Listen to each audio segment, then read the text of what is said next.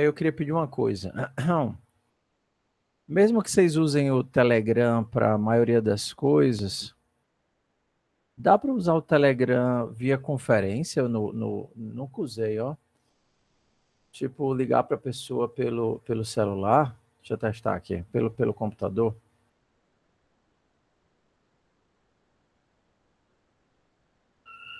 Dá para fazer o screencast. Eu tô ligando aqui pro João. Aí eu consigo compartilhar a tela, né? E aí dá para inserir na chamada quem quiser também? Tudo bem. Senão eu ia usar. Não é não. Eu só estava testando aqui porque eu nunca tinha usado essa funcionalidade. Porque às vezes a gente passa um tempão tentando explicar as coisas no texto e é muito mais fácil a pessoa compartilhar a tela e a gente for dizer e ver o que é que ela está fazendo de errado. Tipo assim, é 1000 vezes mais simples. Entendeu? Então, assim, é 10 milhões de vezes. Tipo você guiar um cego para achar um negócio, vai para a direita, para a esquerda e tal. Muito mais fácil se puder ligar. Assim, no Discord a gente usava muito recurso lá que tinha dos canais. O canal já estava ali, a gente só dizia para a pessoa, eu estou vendo aqui que tem como compartilhar, né? Tem como fazer um screen share. A gente só dizia para a pessoa, entra aí no canal de voz. E aí o cara entrava no canal de voz, compartilhava a tela e pronto, era muito mais fácil. Entendeu? Então vamos lá. Eu vi, né? Eu acho que ontem eu devo ter lido umas 100 atividades de perfil. E aí eu vejo que a gente precisa fazer um esforço para nivelar a turma. Né? Esse nivelamento vai acontecendo naturalmente a partir do momento que todo mundo começar a fazer as atividades, mas tem muita gente que está com dificuldade em função, em vetor e tal. E aí eu preparei uma atividade de quebra-gelo para a gente fazer aí umas funções em vetores, porque os dois conteúdos mais importantes que você tem que trazer de FUP são algoritmos de vetores e uso de funções, só. Todo o resto, ponteiros, matrizes, arquivos, tudo aquilo é dispensável. É legal? Mas não é o crítico, o essencial. Então, eu criei o Estressados para a gente poder conversar sobre ele, fazer alguns exercícios e já entrar no C++. Vocês querem começar o quê? Aprendendo a compilar em C++, aprendendo a usar o VS Code, vamos logo de código, vamos logo de algoritmo. Vocês querem o quê? O fluxo. Tá, ok. Deixa eu pegar a minha lousa aqui para a gente desenhar. Então, bora aqui. Vou separar aqui o que é a IDE do compilador, tá? Porque às vezes a gente não entende que essas duas coisas estão juntas.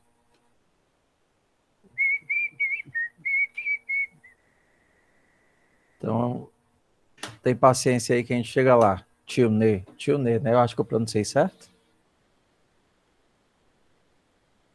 Tilne, pois. Queria que o senhor falasse o que é a sua matéria, qual o objetivo de PO e o que a gente faz com isso. Boa, Matheus. É uma boa ideia. Então, vou aqui. Se eu me perder, eu estou sem meu caderninho de anotações, vocês me lembram, tá? Então, assim, em programação, existem vários paradigmas que são as formas como você pensa o problema. Então, o primeiro, mais simples de todos, é o que vocês viram lá em FUP, que é o procedural, onde você organiza o seu problema em funções, dados que passam por funções. Então, se você nem aprendeu funções, você não aprendeu procedural, você não aprendeu FUP, porque era para ter aprendido a trabalhar, organizar os dados em funções. Só que, às vezes, esses dados e essas funções, elas se relacionam de uma forma muito íntima. Por exemplo, faz muito mais sentido você dizer que a pessoa anda do que criar um objeto, uma struct pessoa, um objeto pessoa, e passar a pessoa para o método andar. Então, quando os dados e os comportamentos estão interligados, a gente consegue juntar essas coisas e a gente chama de programação orientada a objeto. Okay? Claro que tem vários outros objetivos por trás disso, mas no fundo é isso. Mas não tem só FUP e programação orientada a objetos. Você, por exemplo, tem programação funcional, que também é outra disciplina do curso, onde você tem um conceito de imutabilidade, os objetos não mudam, as funções elas não devem receber influência de comportamentos externos ou aleatórios, você deve isolar isso da melhor forma possível. As funções elas se assemelham com modelos matemáticos, então elas são mais fáceis de prever. Aí você tem o paradigma declarativo, que é, por exemplo, quando o pessoal vai escrever QML. Então, existem várias formas de pensar código, não existe a forma correta, por isso que é importante que vocês aprendam várias delas, porque as linguagens modernas vão absorvendo o que tem de melhor em cada paradigma para permitir que quem está resolvendo o problema utilize aquilo que for mais adequado. C é basicamente procedural.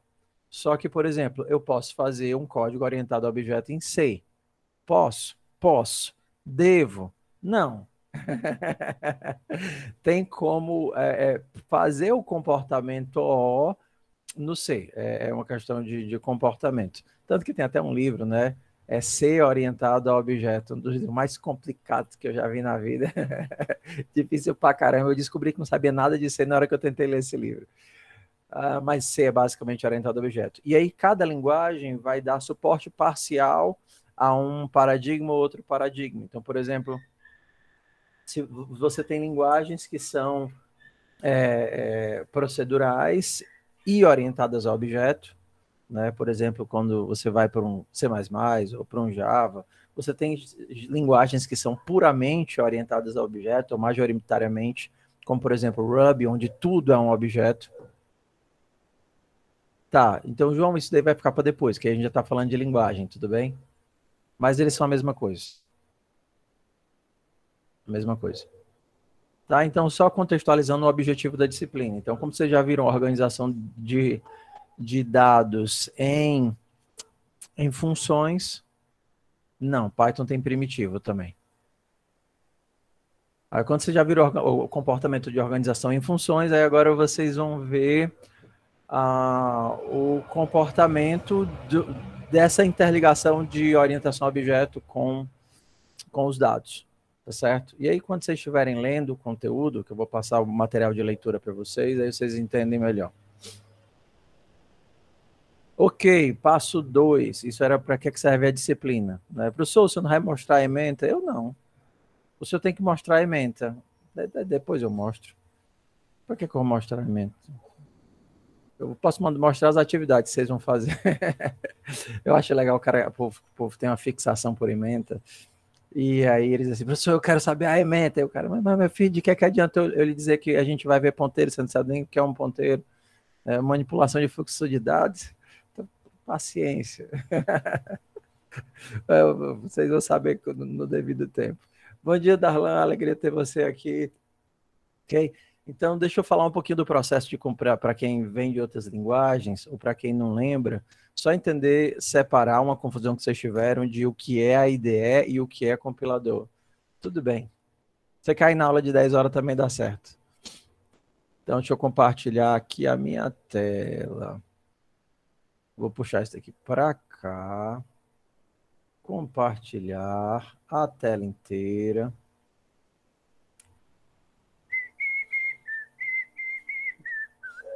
Beleza, então vamos lá. Professor, o senhor não usa slide? Não. Por quê? Porque eu tenho trauma de slide. Eu tinha uns professores, professor slide, sabe? Tinha um monte. E era engraçado que a gente dizia assim, professor, eu... professor, eu não entendi. Aí ele lia de novo. Aí na minha cabeça eu ficava dizendo, pô, eu sei ler. Eu queria que ele explicasse de um jeito diferente. Aí tem aquela piada, mano. Aquela piada clássica que o aluno liga pro professor, né? Tipo, meia-noite e tal. Aí, professor, o senhor tem como repetir aquele trechinho da matéria hoje que o senhor estava estava explicando, aí ele perguntou, morto de feliz, né, o professor, por que, meu filho? Você está ligando uma hora dessa para tirar dúvida? E o cara diz, não, é porque eu não estou conseguindo dormir. Ah, tá. Bora lá, fofoca aqui na... Essa piada é clássica entre os professores. Então, fofoca aqui na meta, tudo bem? Então, existem algumas ideias que têm o processo de edição e build integrado. Build eu chamo de compilar, executar e tudo mais. Então, quando você abre um code blocks da vida, você não vê... Desculpa. Quando você abre um code blocks da vida ou um DFC++, você não vê essa diferença, porque normalmente essas IDEs elas já vêm com o compilador junto. Então você tem lá uma versão do code blocks que você baixa que já vem com GCC. Você quando instala o DFC++, ele já vem com o compilador. Então tudo funciona de modo integrado, você não precisa instalar ferramentas externas, nem configurar ferramentas externas, nem nada. Você simplesmente abre o bicho, instala o bicho e acabou-se. Outras IDEs... elas são apenas a parte de edição. E se você quer a parte de build, né, compilar, aí você tem que seja configurar ou seja fazer manualmente por um plugin ou uma coisa ou outra. Por exemplo, aqui eu estou no Qt Creator, para dar um exemplo. No Qt Creator você já tem a solução integrada.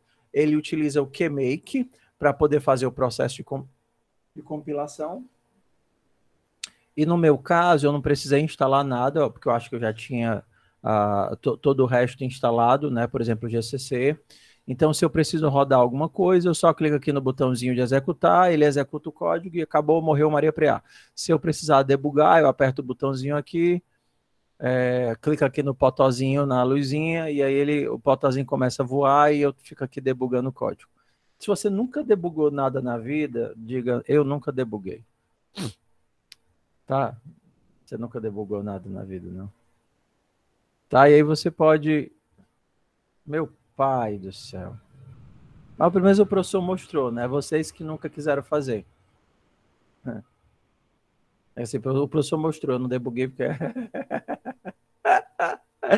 O professor não mostrou. Não, mas isso pode ser com qualquer ferramenta. Você tem debug...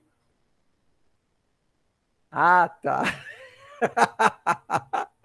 Esse professor é dos bons. Então, depois eu faço debug com vocês, tá? Quando a gente estiver fazendo os exercícios lá dos estressados, eu faço o debug. Por que eu tô mostrando isso? Tá, depois a gente mostra o debug. Porque eu tô dando um exemplo de uma ferramenta integrada. Você não dissocia o processo de edição com o processo de build, que é compilar e executar. Testar, sei lá o quê. Então, vou fechar aqui o Qt Creator e vou abrir uma ferramenta dessas que é separado. Por exemplo, no VS Code, o VS Code é um editor de múltiplas linguagens. Então, eu vou fazer uma coisa legal, que eu esqueci de fazer na semana passada. Que quando vocês vão ver a aula, vocês não veem as mensagens. Então, normalmente eu gosto de fazer assim. Eu deixo a mensagem aqui na pontinha. Porque aí, quando o cara vai ver a aula gravada, ele sabe o que é que vocês estão fazendo na tela. Eu só esqueci de fazer ontem. Então, bora lá. O VS Code... Ei, mas não avacalhe não, porque você fica tirando minha atenção, porque eu fico processando e vendo as mensagens ao mesmo tempo, para ver se tem alguma dúvida. Então, bora lá. O VS Code, o Sublime, Notepad++, normalmente todos eles têm plugins ou formas de configurar para você poder fazer sua build. Então, você vai estar dentro de uma pasta, sei lá, vou já para a parte da disciplina, tá certo? Dropbox, Git, Cena PK, PO, turma de CC, né? PO 2021 CC. Eu dou um MK de semana 1, episódio 2, introdução. Então, semana 1, episódio 2, introdução. Então, uma coisa importante se você for usar o VS Code é você entender como é que o VS Code funciona, tá? Algumas ideias trabalham no modelo de arquivo de projeto. Então, você vai ter um arquivo, por exemplo, um ponto .pro, um ponto alguma coisa, que define as configurações do projeto. O projeto é importante, senão a ideia não sabe compilar, não sabe rodar aquele negócio. No VS Code, ele coloca o projeto como uma característica da pasta. Então, se você não abrir o VS Code na pasta correta, você não vai estar conseguindo executar direitinho, não vão funcionar as coisas. Então, por exemplo, como é que eu faço? Eu sempre vou navegando até a pasta correta, e aí na pasta correta eu mando abrir nessa pasta, ó, ponto significa pasta atual, eu mando abrir nessa pasta o VS Code. Mas, professor, eu não estou usando o terminal. Como é que eu faço? Não tem problema nenhum. Você abre o VS Code, aí vem aqui em arquivo, abrir pasta. E você coloca a pasta onde você vai colocar o seu código. Por quê? Porque dentro dessa pasta... Oi.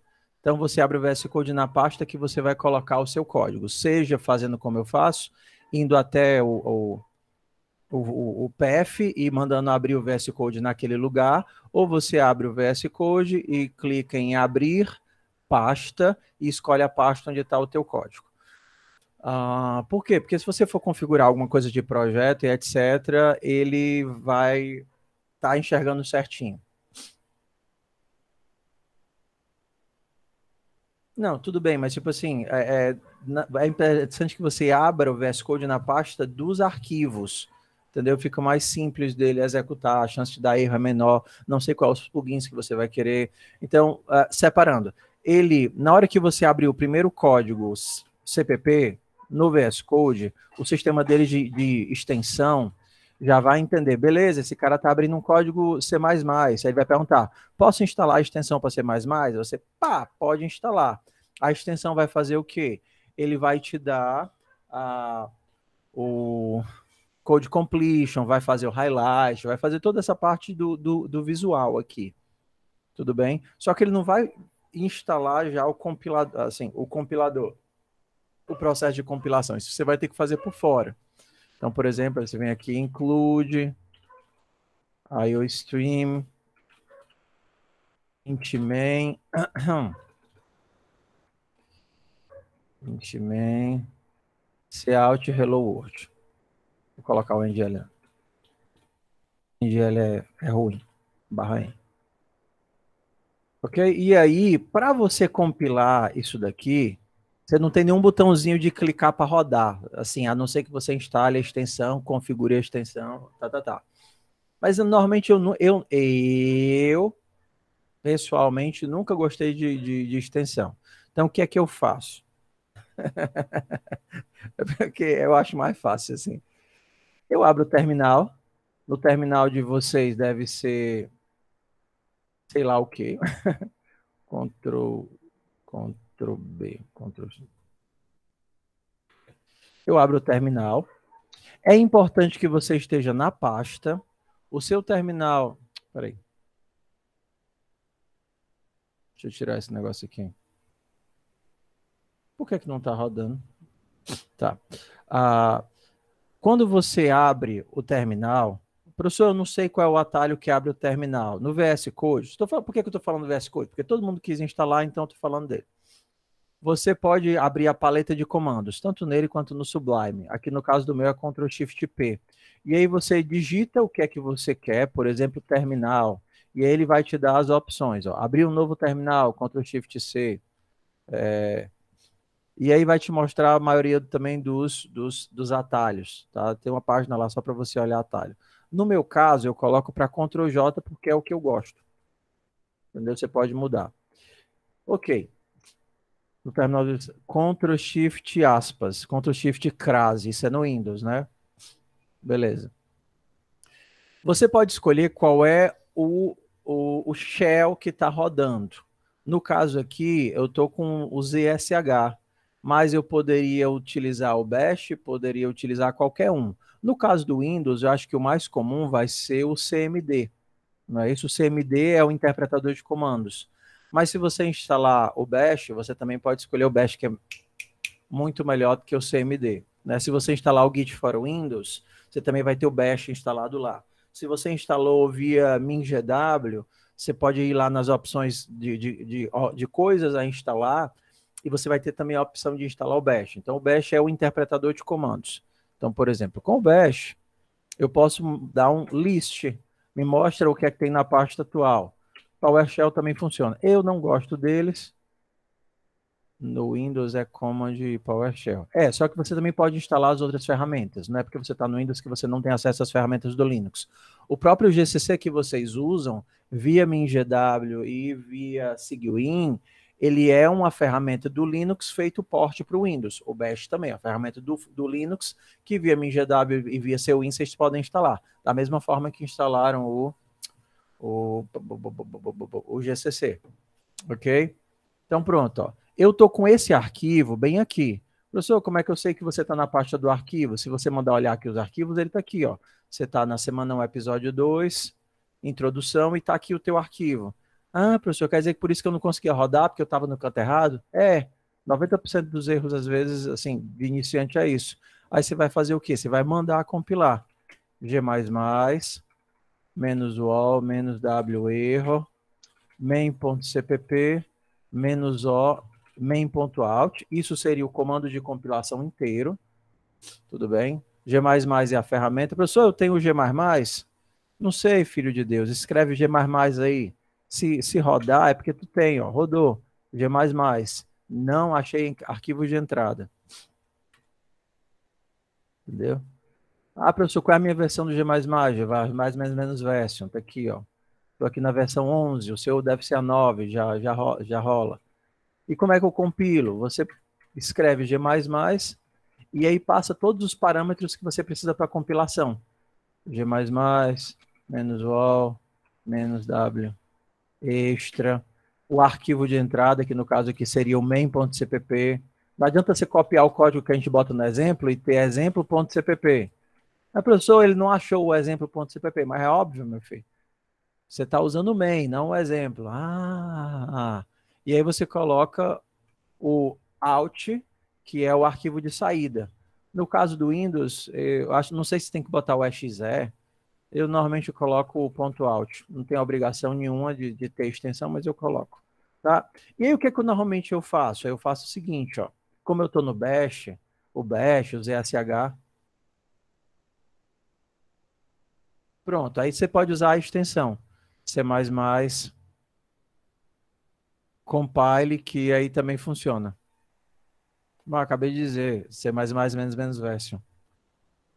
Tá? Aí, se vocês instalarem a extensão, vocês podem adicionar os parâmetros que vocês quiserem na extensão.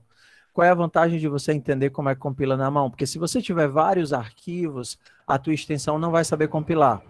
Por exemplo, quando você está trabalhando com múltiplos arquivos. Aí você tem que configurar o projeto para cada código que você for fazer. Aqui no caso, se você tem vários arquivos, é só colocar os arquivos. Exemplo.cpp, lib.cpp, main.cpp e gera o arquivo final. Entendeu? E aí, como aqui eu estou no Bash, eu já mando, se o comando de compilação der certo, eu já mando executar. ./exemplo.out.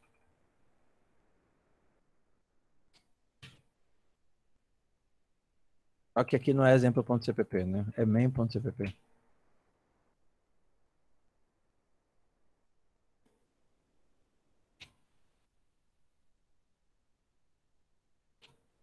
Isso daqui é o básico do básico, do básico, do básico, do básico, do básico. Se você entender pelo menos isso, você não vai errar. Ah, professor, tem como simplificar, criar script, automatizar, colocar aí uma inteligência artificial para toda vez que eu piscar torto, ele entender e rodar o meu comando? Dá, meu filho. Dá para criar um atalho no teclado para eu conseguir rodar de qualquer canto que eu tiver? Dá, meu filho. Dá para fazer reconhecimento de voz para quando eu mandar compilar, ele compilar? Dá, meu filho. Mas se você não sabe o básico, para que você está com viagem? Eu tinha um aluno que eu estava ensinando vetores em C, o cara não entendia nada do que eu dizia e perguntava, professor, como é que fica isso aí no Assembler? Tu entendeu pelo menos o que eu estou falando em C? Não. Por que tu quer saber em Assembler? Eu sou curioso. Esse cara já se formou, né? Mas ele tinha umas coisas estranhas no juiz. Então, basicamente, você só precisa desses dois comandos, tá certo? esse menos UOL e menos extra, e pronto. Menos W, menos UOL e menos W extra. Arquivo C, né? E aí o menos O, arquivo.out e executar. Lembrando que o menos O, ele ativa a maior parte dos warnings e o W extra ativa mais warnings ainda. Mas pelo menos esses dois, tá? Se vocês quiserem, eu tenho uma lista gigantona de vários parâmetros de compilação para pegar a falha de for e outras coisas, mas assim, é o básico, o mínimo. Faça com isso que funciona.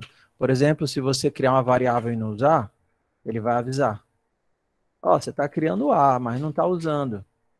Mas mesmo assim, ele compila. Se você quer que ele não compile nem com os warnings, vai dizer assim, ó, se tiver um warning, não compile. Eu não aceito warnings no meu código. Então, ele nem os warnings ele vai aceitar. Se por acaso você tentar imprimir algo que você não inicializou, ele também vai reclamar. Ei, mano, tu tá tentando imprimir uma coisa que você não inicializou, mano. Que vai dar um erro, vai dar um comportamento inesperado, mano. Entendeu? Sem o all e o extra, ele não vai dar esses warnings, você vai errar por descuido, porque o compilador ele já está aí para lhe ajudar com todas essas coisas. Professor, e se na minha ideia já tiver isso daí, eu preciso aprender? É bom, sabe? Pelo menos compile uma vez na mão, não vai lhe matar, não. Por exemplo, quando você estiver trabalhando com vários arquivos, simplifica. Tá? Só isso. Beleza, então esse é o processo. É o que eu disse. Isso daí só funciona no Bash, no ZSH ou no CMD. Não funciona no PowerShell, se for PowerShell. Aí, no caso, você teria que fazer em duas etapas. Primeiro compila, depois executa.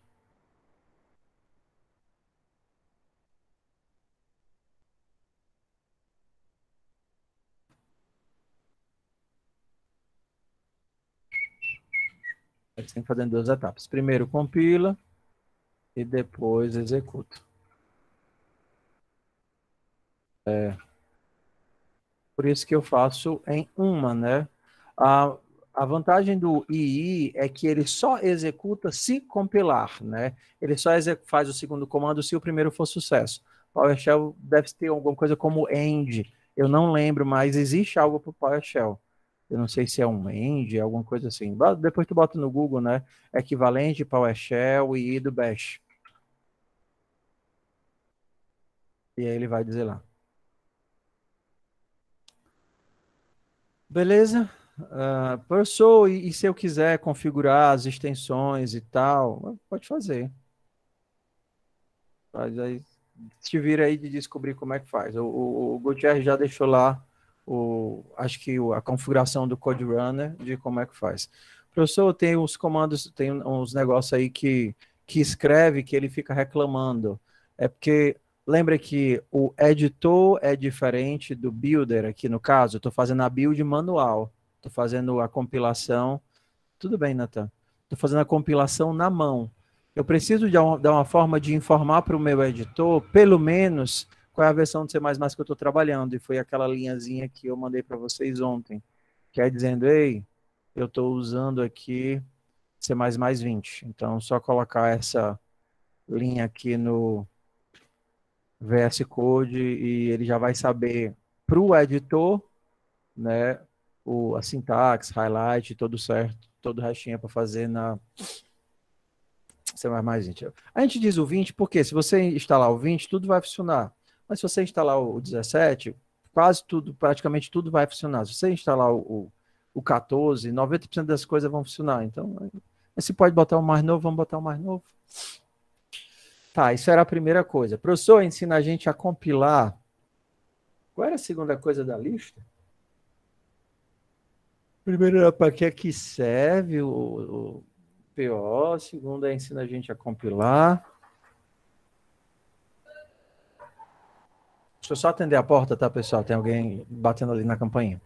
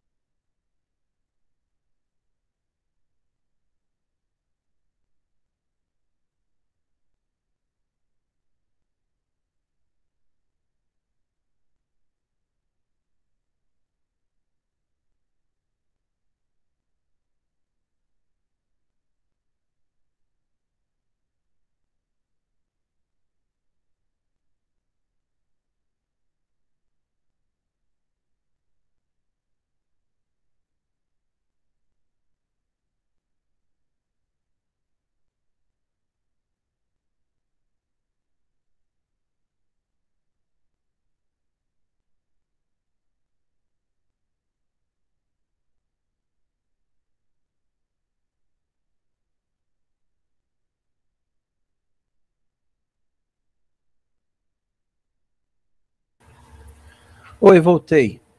É porque o escritório, né, onde eu fico, é bem pertinho da porta de entrada. A porta de entrada da casa é aí na frente. Aí o cara da Cagesse estava perdido, porque o GPS jogou ele para cá de um número que inexistente. Bora lá. Ok. Então, vocês começaram a estudar C++ ou não? Vocês viram lá o vídeo do... Ah, vocês estavam configurando a IDE e colocando o GitHub para funcionar, né? Problemas com GitHub. GitHub todo mundo conseguiu sucesso, beleza?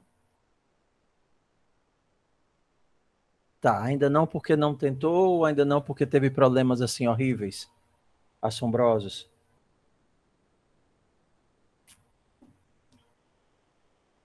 Sucesso, Emily. Fico feliz por você. Tá, ok. Então, eu vou mostrar aqui. Posso upar pastas? Não, cara, você pode upar qualquer coisa. Pastas, dentro de arquivos, dentro de zips. Tudo que tem no conteúdo de uma pasta do teu computador, ele vai colocar no repositório. O repositório ele é uma pasta remota. Você abre lá o GitHub e ele vai olhar como uma pasta remota. O GitHub Desktop faz tudo muito fácil. Foi a sugestão que eu dei. Você clica lá, comitar, marcar tudo, adicionar tudo, comitar, dá o push. Né? Então, vamos nós. Eu vou, então, fazer uma sugestão de como é que vocês podem estudar. E aí eu começo aqui estudando com vocês. Então, vamos aqui. Como foi que eu aprendi C++, né? Eu abri lá o Learn CPP. Learn CPP. Aí depende da sua dificuldade, facilidade com inglês. E eu comecei do começo. O Learn CPP, ele é gigante. Mas como eu já sabia C, e aí eu fui aos pouquinhos, né? Por exemplo, statements e estrutura do programa. Aquele tradutor do Google, ele funciona direitinho. Tem um botãozinho no Google que traduz a página automático, né? Pelo menos na versão antiga ele funcionava direitinho. Aí os alunos ficavam utilizando. Botava para traduzir a página, quando começavam a estudar aqui, quando chegavam para olhar o código, se por acaso ele estivesse traduzindo o código, ele desativava e o código ficava normal. Uma coisa que eu quero que vocês prestem atenção assim, mesmo que você tenha dificuldade com inglês, é um escrito, tenho que lembrar de programar com C. Eu estava fazendo isso mesmo aí. De usando o tradutor, João Vitor, funcionava? Funcionou direitinho? Ótimo. E aí, o que é que eu sugiro fortemente, tá? Isso é escrita técnica. Então, a quantidade de termos e palavras é muito pequena, a estrutura das frases é muito simples. Tá. E aí, sugestão é que vocês vão tentando mesmo aos pouquinhos, traduz, depois volta, vê o que a frase diz, aí traduz e depois volta, vê o que a frase diz. Assim, pode confiar, rapidinho você já vai estar lendo a maior parte dos termos já com fluidez, porque a quantidade de palavras utilizadas num termo técnico assim, num conteúdo técnico assim, é muito, muito, muito, muito pequena. Por exemplo, diferente de você pegar eu quero ver como é que tá o meu inglês. Aí tu pega um paradidático, como por exemplo do Sherlock Holmes no original, tu não sai nem do primeiro parágrafo, cara. Porque muita palavra diferente, muita palavra difícil e muita palavra antiga. Então você fica assim, que ódio. Então, se você quiser ler paradidático, você tem que, pode ser também, se gostar de ler, você pega paradidático por faixa etária quando você está estudando inglês. Então começa ali naqueles de criança, depois vai pré-adolescente, aqueles infantos juvenis. Eu gosto muito de ler inglês, de estudar assim. Eu assistia Peppa Pig. Hã? Eu assistia Peppa Pig em inglês para Mas sucesso. poder pegar, porque por ser um conteúdo infantil, as palavras usadas eram bem do dia a dia e tal. Aí me ajudou bastante. Mas essa técnica aí é muito Dora massa. Aventureira existe pra isso. Hum? Dora Aventureira tá aí pra isso. Mas assim, o que é que eu vejo de problema de muita gente que começa a aprender, até. Eu estou só abrindo uma aspa aqui, porque eu acho que é um conteúdo muito importante, e eu não sei se os outros professores tiram tempo para falar sobre isso, né? A minha cunhada estava tentando aprender inglês e ela ficava muito frustrada porque ela dizia que tentava escutar e não conseguia entender nada. Tentava, assim, mas a sua capacidade de aprender, ela tá, de entender algo, ela está muito relacionada ao seu nível. Se você consegue entender alguma parte daquilo, aí as coisas começam a fazer sentido. Mas, por exemplo, se eu pegar um filme em russo,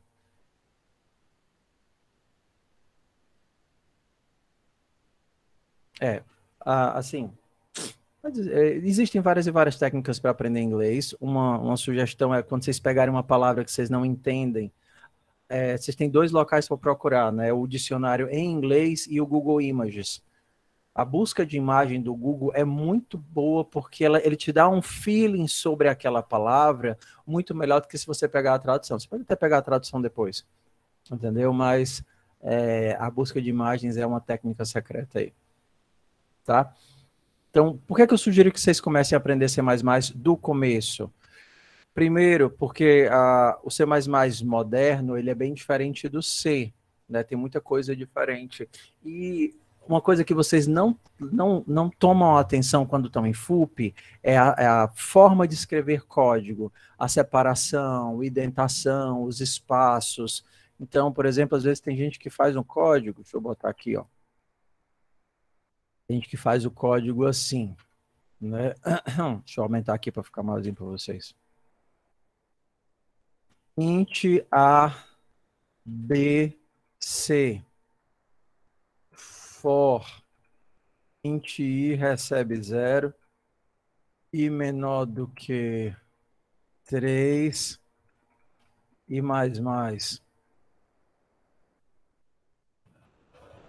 Sei lá.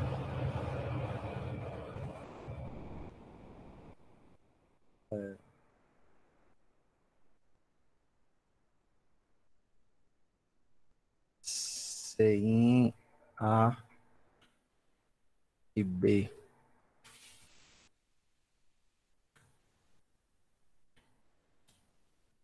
If, sei lá, qualquer coisa aqui. Eu não estou conseguindo pensar na lógica, não, mas o importante é que a escrita do código não está legal. Não. E, assim, o namespace, ele ajuda porque você não tem que ficar escrevendo std. Mas quando você vai para um código, entenda assim, um código de produção, um código profissional, você não é para você ficar usando o using namespace. Mas vocês podem colocar, é porque eu já vou no hábito aqui, tá certo? Podem colocar o using namespace. O que é que tem de errado com esse código? Não pensa na lógica, pensa aí na escrita.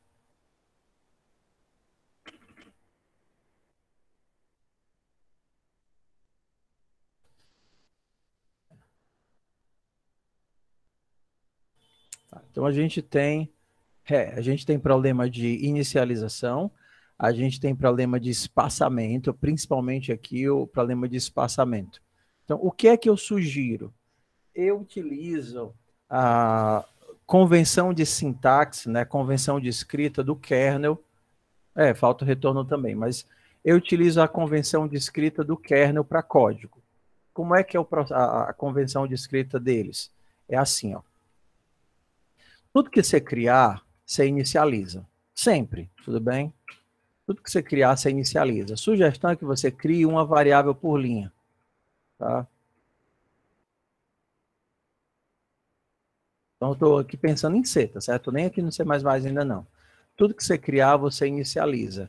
Todo operador binário, né? Ou seja, um operador que interliga duas coisas, um mais, um recebe, um igual, todo operador binário deve ter um espaço antes e depois.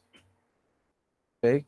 Então, a gente tem aqui o I recebe 0, depois do espaço tem binário, I menor do que 3, I mais. Obrigado, querido. I recebe 0, ok? fazer aqui um...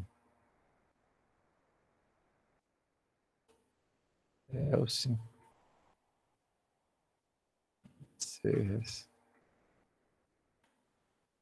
Então, tudo que você criar, você deve inicializar. Não cria variáveis com nomes que você não tem como adivinhar. Mas, professor, é claro que eu estou fazendo um código de frutas, o A é abacate, o B é banana e o C é caju. Não, não é óbvio, ok? Então, se você quer colocar, você coloque abacate, banana e caju, ao invés de ficar, né, nessa mutretagem de querer que a gente adivinhe o que é que você está escrevendo. Então, coloca nomes legíveis, inicializa todas as variáveis, usa a separação entre os binários, clean code. E aí, eu coloco aqui outras sugestões que é o que eu uso lá do modelo do kernel. Controles, ó, o for é um controle, o if é um controle, ok? Controles devem ser separados dos parênteses. Funções, não. Controle, sim. Vai ter, eu só não coloquei ainda. C recebe A mais B. Controles devem ser afastados, tudo bem? Funções, não. Então, eu tenho a separação aqui e aqui, ok? Então, no stylish lá do kernel, as chaves, né, de braces, sempre abrem na linha e eles fecham embaixo. Poder pode, eu tô só dizendo qual é o modelo de estilo de escrita que eu uso. Eu uso o estilo de escrita do kernel do Linux, entendeu? Porque às vezes a gente vai criando um próprio da gente. Professor, quando eu tiver num projeto, qual é o tipo de forma que eu vou utilizar para escrever? É maiúsculo, é camel case, é o que o projeto tiver adotado. O que importa, nesse caso, é você manter a consistência. Não interessa o que você gosta, não interessa o que você quer. Você tem que manter a consistência do modelo de escrita do projeto que você está entrando. Entendeu? Professor, Então, diz. Eu coloquei ali só clean code, eu ia colocar um textinho, mas eu fiquei com preguiça de colocar. Mas é o seguinte, na verdade, a maioria das empresas hoje estão cobrando que você leiam esse livro. Você tem que ler esse livro, porque ele adota umas práticas que está meio que sendo padrão. Basicamente é o que o senhor está passando aí. Espaçamento. Aqui a gente, não, assim, clean code e estilo de escrita são coisas diferentes. Estilo de escrita é só, por exemplo, se você colocar aqui no Google, C++, coding, standards, Google. Cada empresa vai ter as suas regras de como é que os softwares daquela empresa devem ser escritos. Eu não estou falando de lógica. O pensamento clean code, ele vai muito além disso. Ele vai, por exemplo, dizer o seguinte: não se repita, se por acaso você tiver que alterar uma funcionalidade, é o nome do livro, né? Tem muitos livros bons, assim, sugiro para vocês, ó. Clean Code, e outro muito bom é o Programador Pragmático. Vocês podem começar desses dois. Pragmático. Eles se repetem em vários aspectos, tá? Era nisso que eu queria dizer mesmo. Por exemplo, dividir o máximo possível em funções e tal. Não estou falando só da escrita, mas como as classes devem ser estruturadas, esse tipo de coisa. Tem resumos na internet. Esses dois livros são muito bons. Então, se você tem lá na biblioteca, mas vocês não podem alugar, mas também tem como vocês baixarem para ler, tem na Amazon para colocar no Kindle, entre outros. Assim, os dois são muito bons. Tá? O Clean Code vai ter uma parte lá do meio para o fim que fica uma coisa chata, tipo, que vocês não conhecem ainda, entendeu? Do tipo, qual é a melhor forma de lançar as sessões, como é que eu lanço as sessões em Java, faça isso, aquilo e aquilo outro, então meio que não faz muito sentido. Mas a primeira metade do livro, onde ele vai falar sobre convenções, formas de nomear, criar nome para variáveis, nome para funções, é um pouquinho isso do que a gente está falando aqui. Mas por que eu estou falando isso aqui logo agora? Para desde cedo você entender que não, assim, em FUP mais importava o que você escrevia. Mesmo que você estivesse escrevendo todo doidão. Aqui, respeitar as regras de uma boa escrita é importante. Então, eu estou utilizando um modelo de convenção que eu uso, que, por coincidência, é o mesmo que o Learn CPP utiliza para fazer os exemplos de código dele. Então, por exemplo, entre controles e chave, entre controles e parênteses, a gente tem espaço. Antes de chaves, a gente também tem espaço. Se você está usando um modelo de if else, você poderia fazer assim, sei lá. E tô inventando um código que não faz sentido, tá certo? Porque o meu objetivo aqui é só trabalhar a forma de escrita. Mas, por exemplo, nem sempre você coloca espaço. Por exemplo, operadores unários, você não coloca espaço porque não faz diferente, entendeu? Operador de escopo, você também não coloca espaço. Por exemplo, aqui é binário. A atribuição relaciona duas coisas. A subtração é binária, também relaciona duas coisas. Funções, não. Você não vai chamar a função int d recebe soma de 5 e 6 e separar a chamada da função. Você separa os parênteses dos controles. For é controle, if é controle, else é controle, switch é controle, assim. Estou dando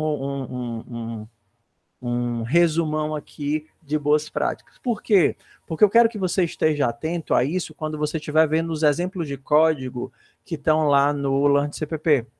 Entendeu? Porque às vezes a pessoa vê o exemplo, mas como ele nunca se atinou à forma de escrever, ele vê o exemplo e continua escrevendo de qualquer forma. Lá no LearnCpp, ele sempre vai ter um pedacinho dizendo, uma coisinha dizendo assim, melhores práticas, você pode fazer isso de várias formas, mas qual é a forma que a gente sugere que você faça? Por exemplo, aqui ele está falando sobre comentários, ele vai dizer, olha, isso daqui é um comentário, que é um comentário utilizando a barra.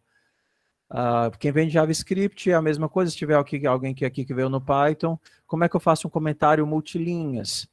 Comentário multilinhas você vai fazer com esse modelo aqui, né? Barra asterisco. Se você tiver no IDE, ele já vai utilizar, a IDE automaticamente vai fazer isso daqui.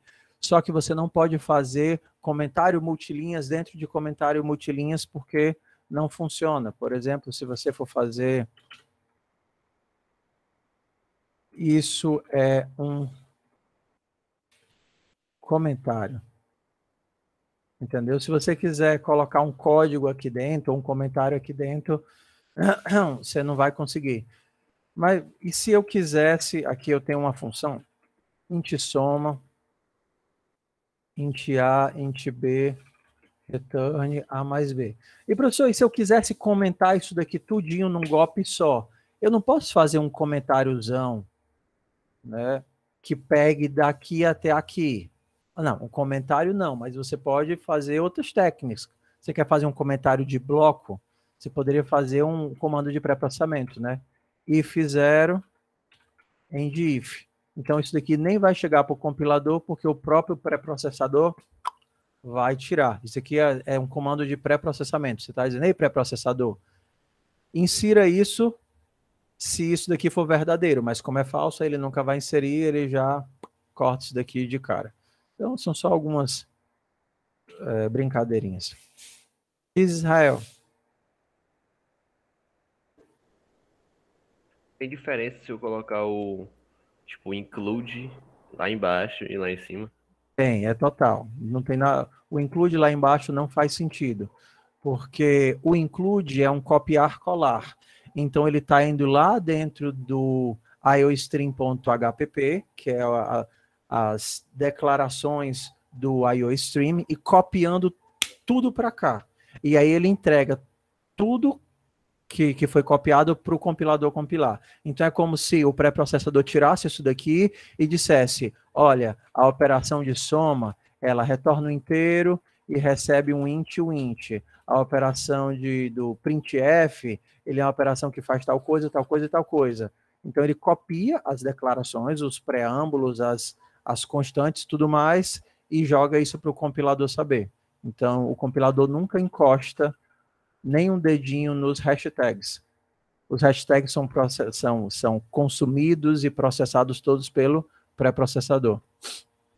Se você colocar isso aqui embaixo, o compilador não vai saber de onde foi que você tirou o CIN, porque ele precisaria dessas informações de como é que funciona o CIN, e elas estão aqui em cima. Entendeu?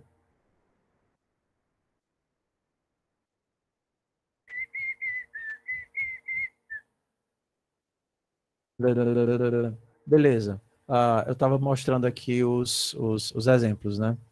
Aí ele fala aqui do papapá, que você deve. É legal vocês começarem do começo e darem uma olhada com calma. Ele diz: olha, assim, você deve comentar.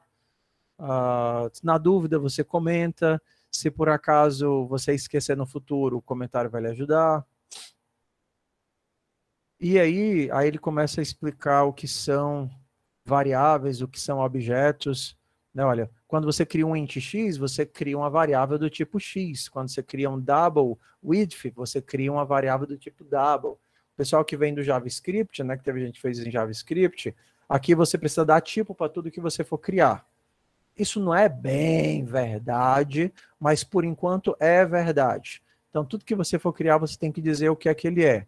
Lá no futuro, você vai poder ter ferramentas que você pode definir uma variável que aceite qualquer coisa, entendeu? Que encapsule qualquer coisa. Mas agora, por enquanto, tudo que você criar, você tem que dizer o que é que você espera que aquela variável guarde de valor. Então, eu posso guardar um width, que vai ser um double, ou um int. E é importante a gente separar o processo de declaração de definição.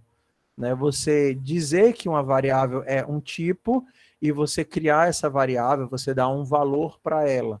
O processo de dar valor, né, a gente poderia também chamar aqui nesse caso de atribuição, ele pode se dar de várias formas no C++. E essa é a primeira mudança para a gente no C. Você poderia, tá pequenininho, você poderia criar numa linha e atribuir na outra. Isso daqui seria uma atribuição por cópia. Estou copiando 5 para dentro da variável. Por exemplo, crio uma variável com lixo, depois eu coloco 5 para dentro dela, depois eu coloco 7 para dentro dela. Ele diz, olha, a minha sugestão é, toda vez que você criar, inicialize. E você tem algumas formas de inicializar em C++. O formato antigo, formato C, né, que é com atribuição, que é o copy, copy assignment, né, atribuição por cópia. É uma variável qualquer que ele criou, só poderia ser A, B, C, qualquer variável que ele criou. Acho que é o mesmo atalho. Como é que vê a versão de C++ no Git Bash mesmo? É a mesma coisa. Tá? E aí ele mostra outros formatos de inicialização, em especial esse formatinho, que é o formato mais novo do C++. Quando eu vou criar alguma coisa, eu posso criá-lo utilizando esse formato de inicialização. Tanto vai funcionar aí para os nossos primitivos, como também vai funcionar para os containers, para os vectors, para as classes, para tudo. E esse formato de inicialização, que ele chama de brace initialization, seria inicialização de parente, de chaves, inicialização de chaves, ele ajuda muito quando a gente vai trabalhar com vetores. Por exemplo, quando você estava lá no C, que você queria inicializar um vetor, você fazia uma coisa mais ou menos assim, né? Int vet, que tinha um tamanho de 5 elementos, que recebia aí 1, 2, 3, 4, 5. Tá? A gente chega já em vetores. Só que se por acaso você queria passar essa estrutura para uma função, se você tinha uma função somar todos, que vai receber um vet e um size, e você...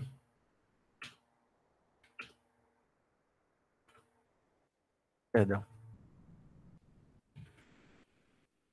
Você tinha que criar o teu vetor antes e depois passar o teu vetor para a função. Int result recebe somar todos, recebendo o vet, recebendo 5. Tá? Então, como o vet ele é uma estrutura, como é que eu chamo? Ele não é um container, ele não é uma estrutura de dados inteligentes, eu não podia fazer, por exemplo, isso daqui. Porque no C eu não posso criar vetores e retornar vetores ao meu bel prazer. Eu não podia ter uma função que me, sei lá, retornasse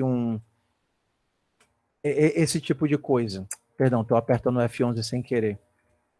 E aí ele está fazendo isso. Tá? No C você não consegue fazer isso. No C++ você consegue. Você poderia dizer que você está trabalhando com um vector. Um vetor de inteiros, uma estrutura que guarda inteiros. Vector de int, vet. E aí um vector você pode tanto criar em qualquer lugar, como retorná-lo. Aqui eu não vou precisar retornar, mas se eu quisesse, eu estou recebendo o vetor, e eu estou indo do começo até o final do meu vetor. Até o final do meu vetor. E agora a vantagem é que eu posso criar o meu vetor assim, ó, dentro da função. Por que eu posso criar esse vetor dentro da função? Porque o vetor, o vector, ele tem esse modelo de inicialização. Eu posso fazer um vector de int vet2. Isso é o que eles chamam de brace initialization, né? Inicialização de meu Deus, parênteses, inicialização de parênteses. Então não precisa, assim, coloquei o vector como exemplo só para dizer que esse negócio aqui é útil, e é útil para caramba, não só para os primitivos, mas para quando a gente estiver trabalhando lá com os objetos, dá para inicializar os atributos utilizando esse carinha e tal. E aí ele vai mostrar outras formas de inicialização. É legal, porque ele vai dizer, olha, se por acaso você... melhores práticas, por favor, use a inicialização de chaves sempre que possível, né? Ué, tem algum tipo de inicialização vazia quando eu não coloco o valor? Ó, que legal.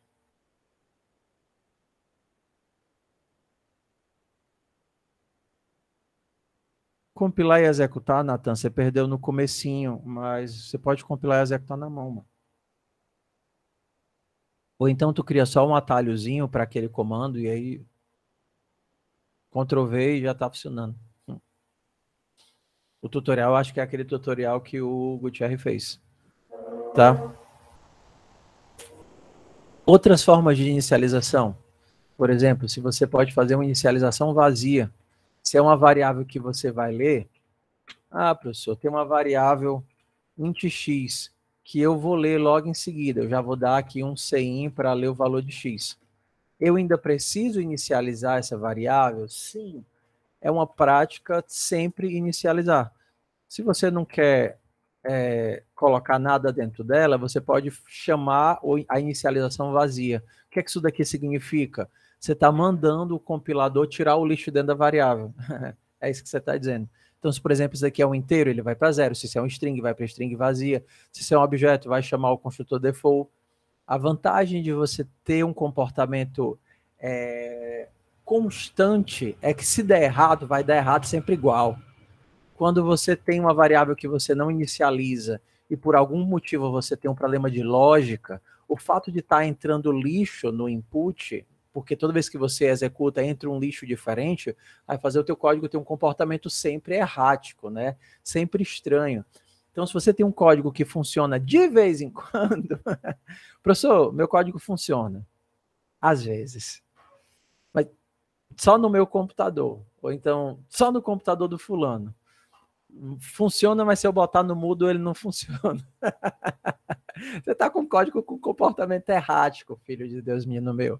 Ou seja, de algum motivo você está consumindo lixo, ou você está usando uma variável que você não devia estar usando, ou você está saindo do for e lendo ou escrevendo fora da memória. E aí o que acontece? De vez em quando essa execução vai ler ou escrever num canto que não é crítico. Às vezes ele vai ler e vai te dar um valor zero, e aí o zero vai esculhambar teu código. Israel, coloca gcc, g++, menos version. Ou então manda aquilo que o pessoal disse, ó, é só dar um std. Não, uma coisa é a versão do MinGW, outra coisa é a versão... O MinGW, ele é uma ferramenta de instalar pacotes Linux no Windows. O teu MinGW é o 8.1, o teu GCC pode ser o 6, o 7, eu não sei, entendeu? O Bash, então assim, ele é a ferramenta de instalar, ele não é o compilador, tá?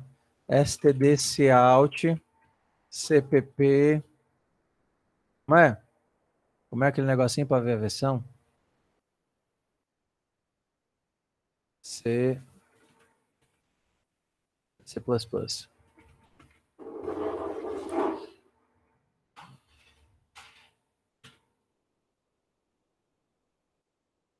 ./main.out.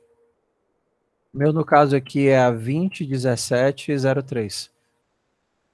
Porque aqui ele está usando a versão de 2017, ó. Mas por que ele está usando? Porque eu esqueci de colocar o -std igual a C++20. Agora ele está usando a versão C++20. Agora o GCC é 8.1. Aí tu roda esse código aqui e você vai ver com qual versão do C++ você está compilando. Como no meu código antigo eu tinha esquecido de colocar o -std igual a C++20, por default, o meu Arch Linux ele usa o C++17. Entendeu? Separação entre compilação e IDE.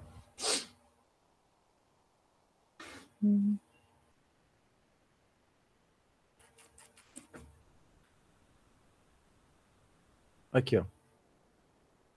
Só que o que importa é o que você compila, tudo bem? Que, por exemplo, aqui está aparecendo 2020, mas se eu compilar sem mandar utilizar o C++20, ele vai utilizar o 17.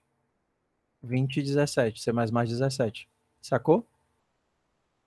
Então, isso daqui é o que é a IDE. São os arquivos que ele carrega, a versão dos arquivos que ele carrega para fazer syntax highlight, para me dizer se o que eu estou escrevendo está de acordo com as regras de sintaxe ou não está de acordo com as regras de sintaxe. A IDE é uma coisa, certo? O que eu vejo aqui é uma coisa e o processo de compilação de build é outra. No caso aqui eu estou fazendo separado, estou mandando fazer a minha compilação manual aqui. -std igual a C++20. Por exemplo, depois eu posso colocar isso aqui tudo só dentro de um comando, e aí eu não preciso mais ficar digitando isso o tempo todo. Tá? Por exemplo, vou fazer aqui.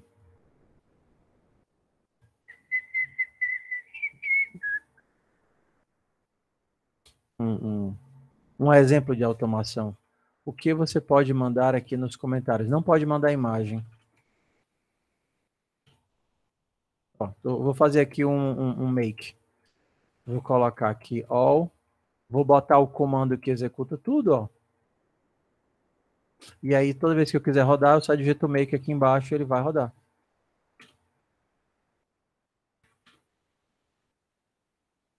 Você pode mandar aqui nos comentários, mandar o quê?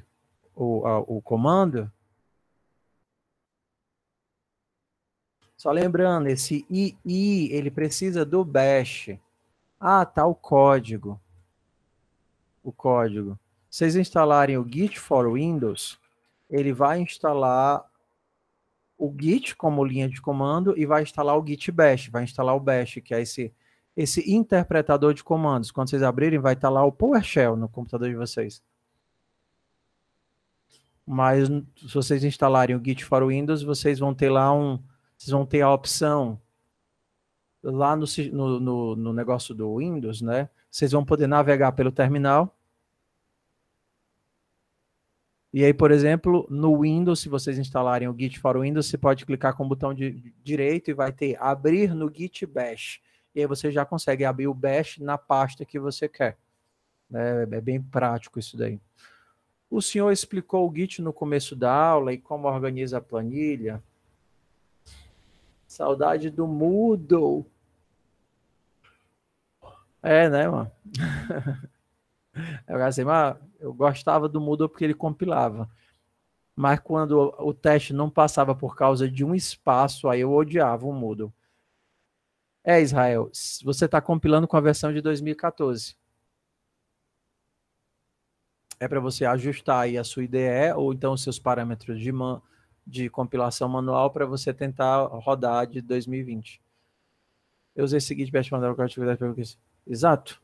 Sucesso. Bora lá? Então, a gente já está com... A gente só tem mais aí uns 40 minutos de aula. Eu queria mostrar aí o estressados para vocês. Para a gente aí nivelar o que aqui a gente precisa de lógica de programação para não sofrer na disciplina. Aqui eu estou mostrando o Learn CPP, assim, dando a sugestão para você estudar. Para algumas coisas que você já saiba, você pode passar por cima. A vantagem dele é que os códigos dele funcionam, é bem escrito, bem documentado. Né? E aí algumas coisas você vai passar mais rápido. Ó, aqui ele vai dizer, ó, o cout, como é que o cout funciona e tal. Como é que o CIN funciona, pá.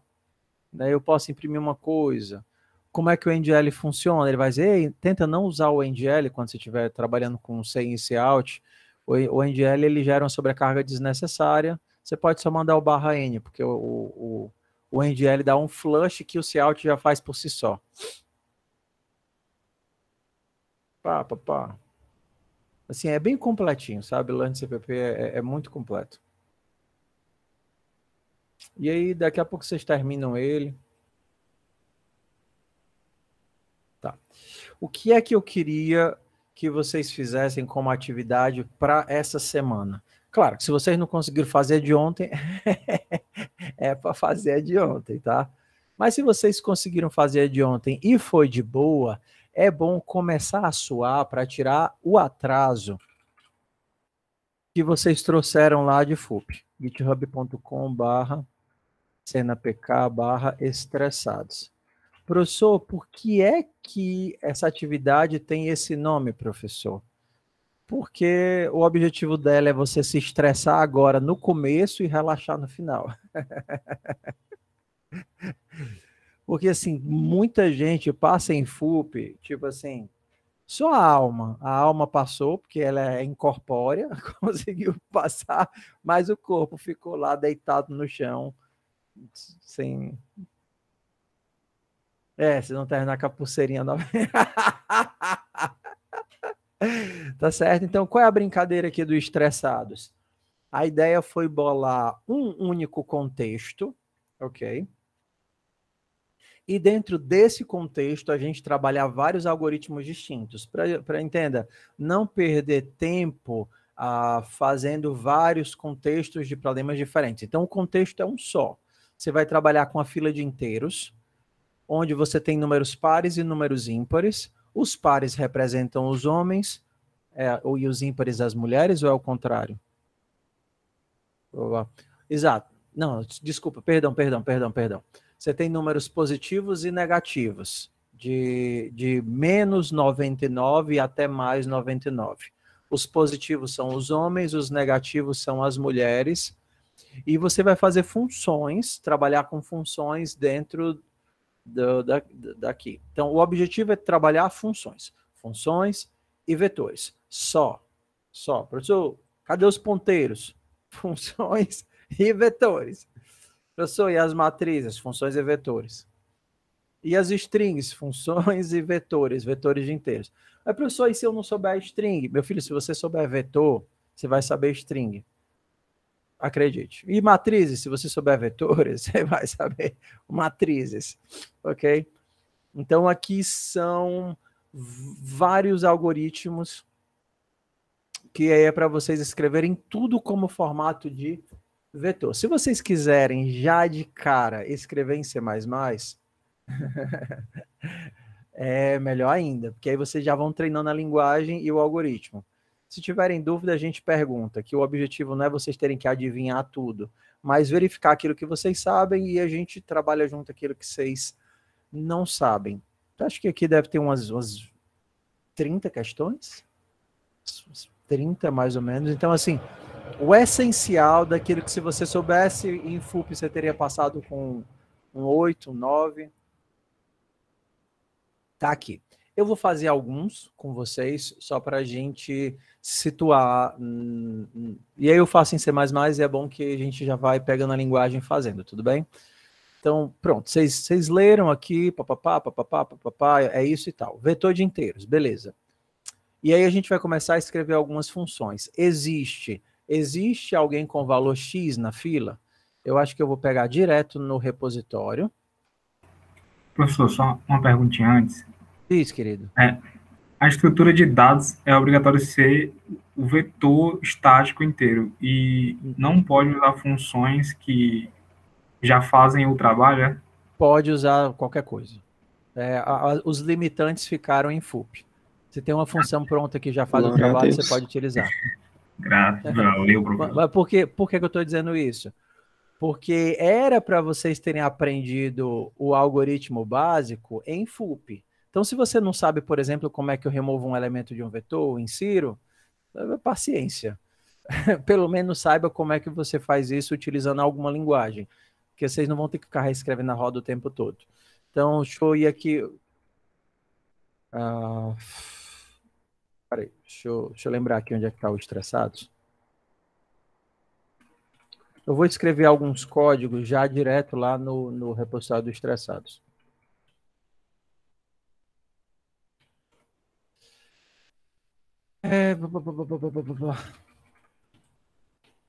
Por exemplo, eu cheguei aqui na pasta que eu queria. Vou dar só aqui um exemplo de como é que eu faço, tá certo? Cheguei aqui na pasta que eu queria.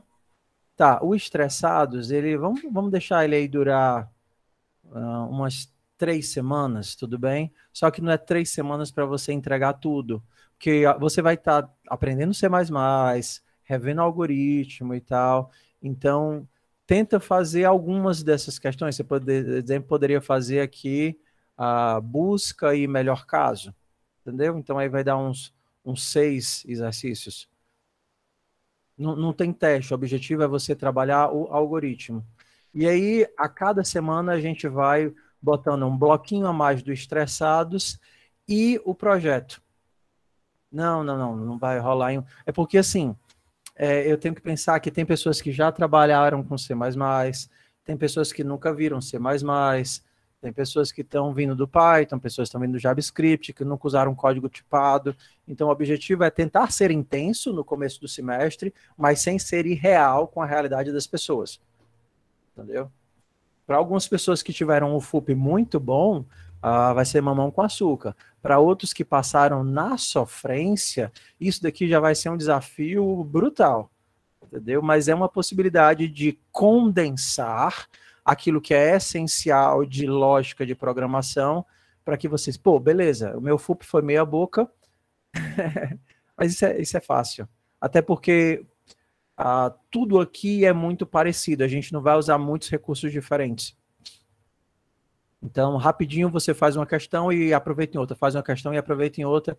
Eu vou mostrar aqui alguns exemplos aqui do próprio estressados, tá certo? Então, bora lá. Então, eu estou aqui na pasta que eu queria, abri aqui no meu terminal. Por exemplo, se você estava no Windows, você poderia ter navegado até ela pelas pastinhas, clica com o botão direito e abrir no terminal. Aí abriria aqui. Aí aqui eu vou aqui e mando o VS Code abrir nessa pasta. Eu não mando o VS Code abrir o arquivo, eu mando o VS Code abrir a pasta, porque ele já encontra o que ele quer. Pronto, então eu já estou aqui no canto certo. Tá vendo? Ó?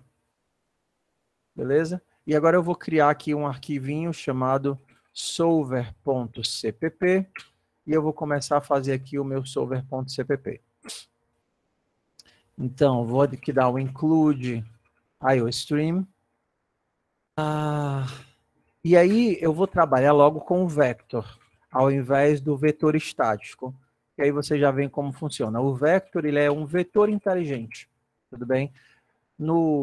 Quem vem do JavaScript, o array do JavaScript já era assim, a lista do Python já era assim, o array list do Java já era assim, só no C que você trabalhava o vetor cru, né? O vetor de tamanho fixo, né?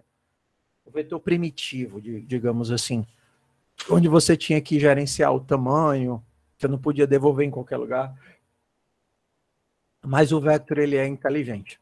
E toda vez que eu estiver trabalhando com algo que não é primitivo, inteiro, float, etc., eu tenho que lembrar que eu estou utilizando isso da biblioteca padrão. Então, para vocês, eu vou colocar o std.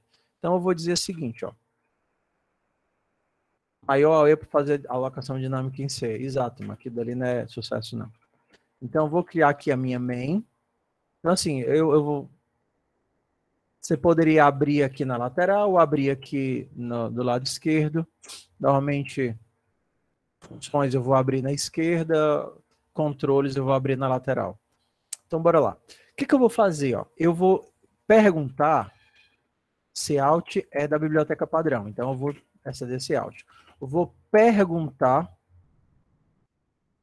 Poder, pode, mas só se você já tiver noção, consciência de quais são as bibliotecas que você estaria usando se não fosse ela.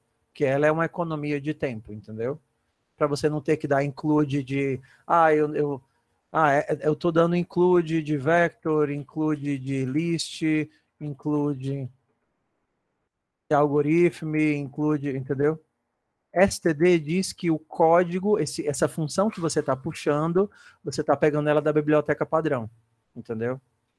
O C++ organiza as funções, os objetos, organiza os dados em namespaces, da mesma forma que o Python faz. O Java, por exemplo, faz isso através de pacotes. Por quê? Porque se existe uma função cout sua e existe uma função cout do C++, você criou aqui uma função cout. Como é que eu vou saber qual cout você está usando? Se eles tiverem os mesmos parâmetros. Então, quando você diz cout do std, aí ele sabe que é a função da biblioteca padrão. Por exemplo, se você quiser saber, eu vou compactar aqui na direita para a gente ter mais espaço vertical, tá? Ó, eu quero que o x seja o menor elemento entre 4 e 5. Vou usar a função mínimo. O menor elemento entre 4 e 5. A função mínimo que está na biblioteca padrão. Então, o mínimo elemento entre 4 e 5 é 4. É o caminho da função. Quando você usa um using namespace std, você diz, cara, se você não encontrar essa função, vá procurar ela lá na biblioteca std. É isso que você está dizendo. Entendeu? Eu vou explicitamente colocar std nas coisas que precisam, só para que vocês tomem a consciência de onde é que está essa função.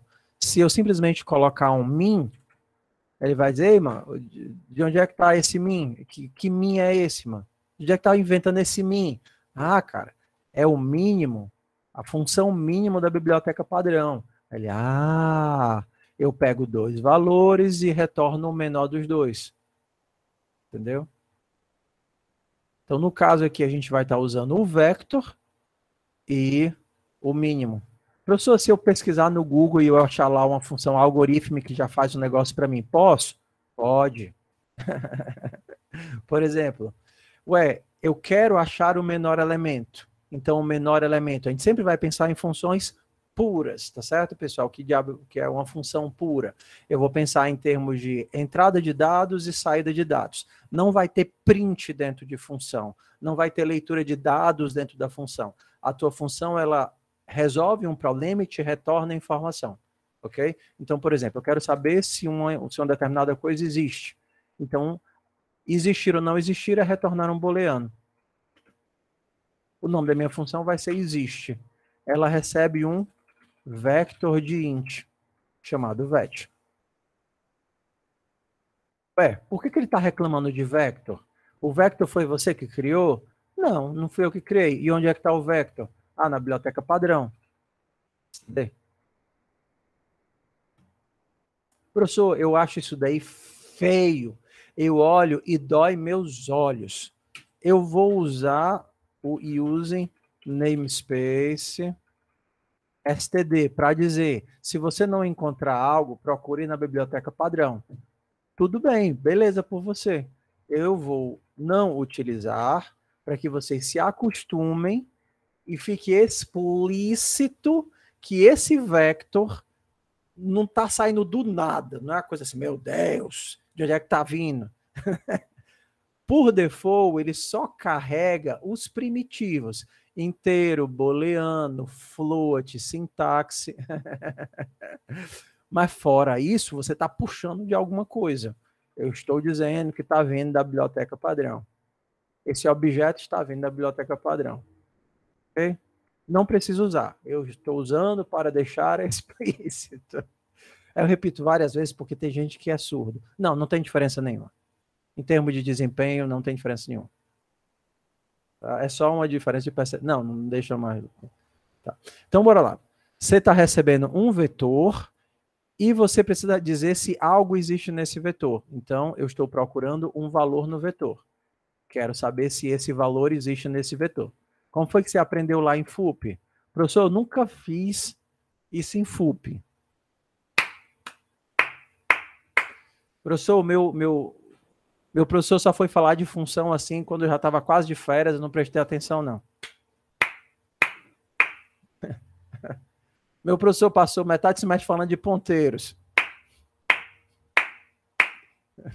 Parabéns.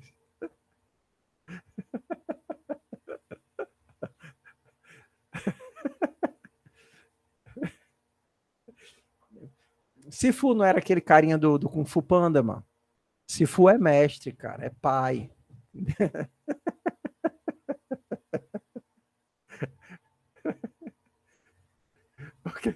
Fofoca na meta, fofoca na meta. Por que isso daqui é o mais importante? Porque é isso que vocês vão fazer a disciplina de PO inteira. É trabalhar com dados, é interagir com dados. E, por exemplo, em linguagem de alto nível, mano, paz interior. Perdoe o seu professor de FUP, ele não sabia o que fazia, né? Pai, perdoa o meu professor de FUP, ele não sabia o que fazia. Fofoca na meta aqui, ó. Então, eu vou percorrer o meu vetor e eu quero... Não, mano, vocês chegaram até aqui, vamos aproveitar. Eu vou percorrer o meu vetor para saber se esse elemento tá ou não tá no vetor. C++, você tem 3 formas de percorrimento básicas. A primeira é a forma por índice. A forma por índice é a mesma que vocês aprenderam lá no C. Professor, de onde é que esse size está sendo parido? Porque o teu vector, ele não é uma estrutura de dado primitiva, né? Ele não é um vetor primitivo, que é só o blocão de memória com a informação dentro.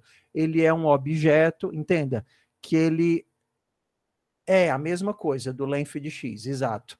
Ou então do vet.length, que o pessoal usava lá no JavaScript. Entendeu? Só que C++, a vantagem dele em relação ao Java, por exemplo, é que o size ele vai funcionar para todos os containers. Não, não pode. Não sei, agora você me pegou.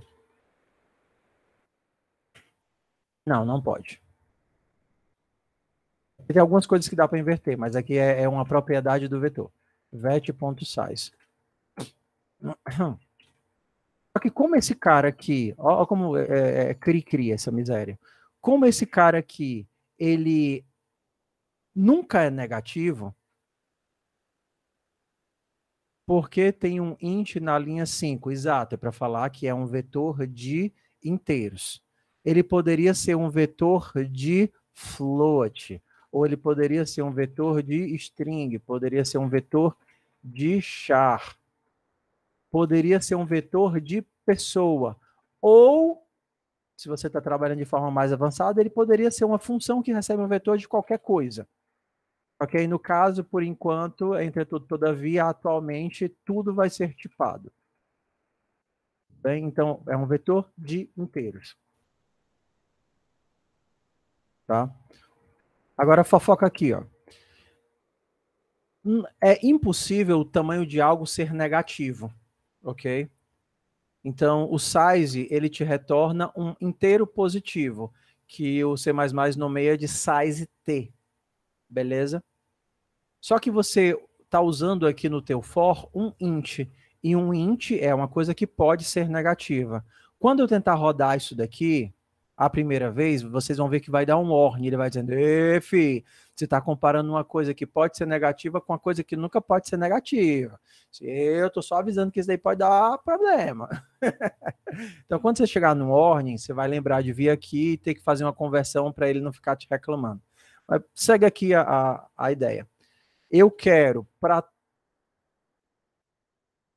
todas as posições de I, verificar se o elemento nessa posição é igual a valor.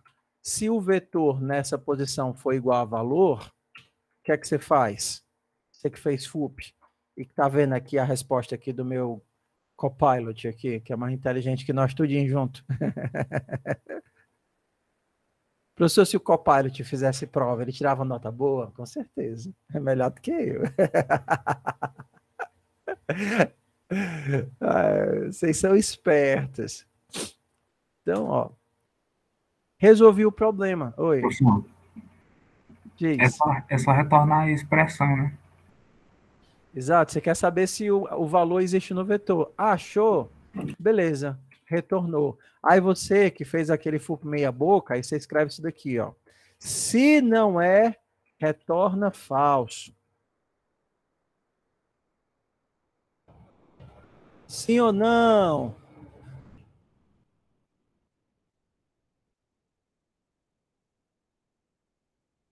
Instalar a extensão no VS Code é só clicar no bonitinho, instalar a extensão do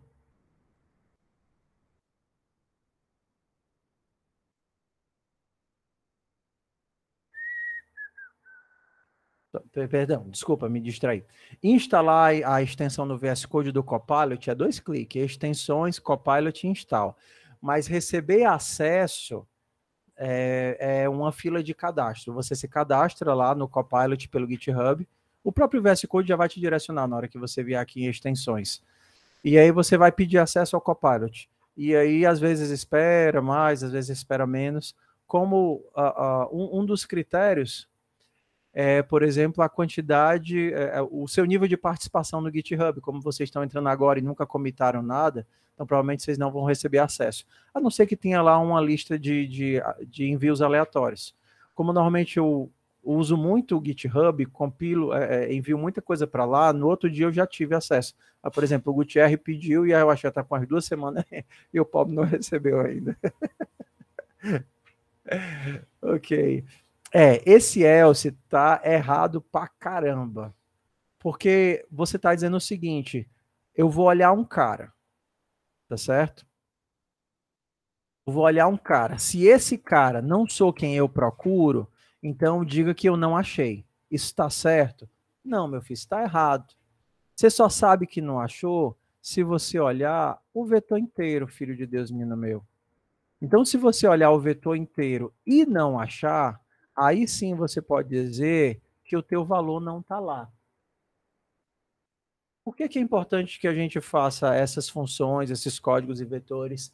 Eu quero que vocês tentem, já deem o gás e voltem para a semana que vem para a gente trabalhar juntos isso daqui. Porque eu vejo que isso é uma deficiência muito grande da maior parte da galera. Eles não sabem fazer funções. Até que se fosse no if else, o cara desenrolava. Só lembrando, né? Isso daí é pro negócio dos estressados, né? Estressados. Aí porque a gente pode eu não vou começar com os projetos de OO ainda. Por quê? Porque eu quero fazer um nivelamento mínimo para, por exemplo, não chegar lá na quinta, sexta semana e descobrir que tem a maior galera que não sabe nada de funções, entendeu? Então, eu vou passar aí 1 semana, 2, vendo funções, vetores e C++. Bool é um tipo primitivo? Vetor, né? Perdão, repete, querido, cortou. A minha internet tá caindo. A gente pode usar os métodos do vetor, né? Pode.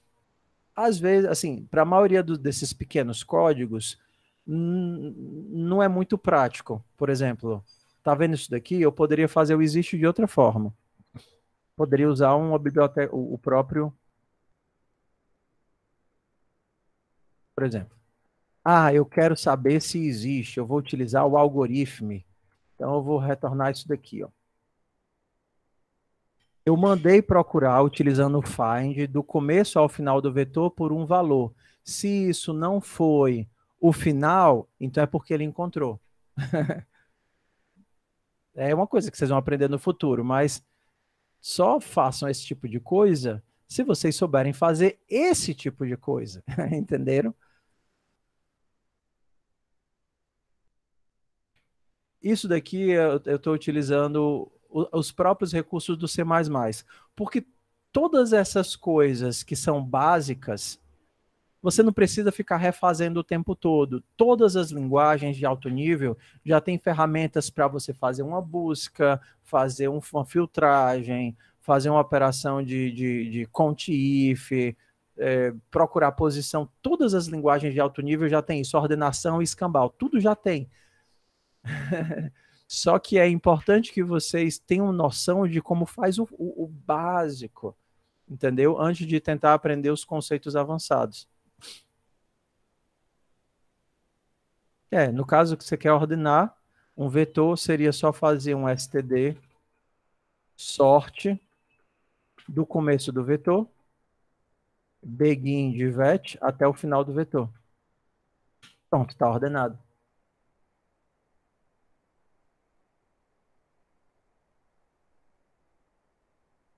Se você tivesse no Python, era mais fácil ainda, né? Era só fazer um vet.sort no Python e estava ordenado. Dá para usar com ponteiros? Eu não entendi qual é a pergunta, Nathan. No Python, o sorted, ele te retorna um novo vetor ordenado. Ele não ordena o vetor original. Nome do vetor mais tamanho dentro do sort. É porque você está falando do que-sort no C.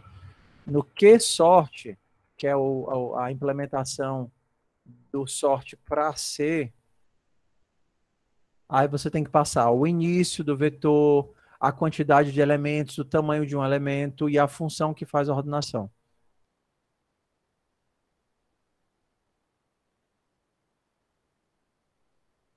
É muita coisa para eu processar, meu povo.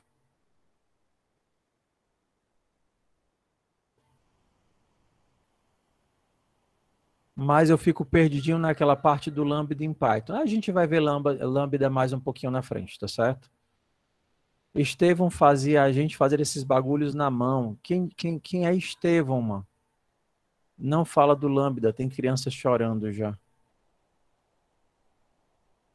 Professor, o meu está dizendo que STD não possui o mínimo. Mas tem em algum lugar aí. Esse Lambda é da biblioteca.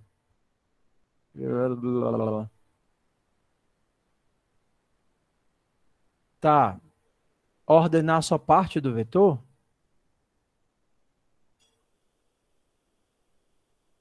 Não, para ordenar todo o vetor, você ordena o vetor do começo ao fim.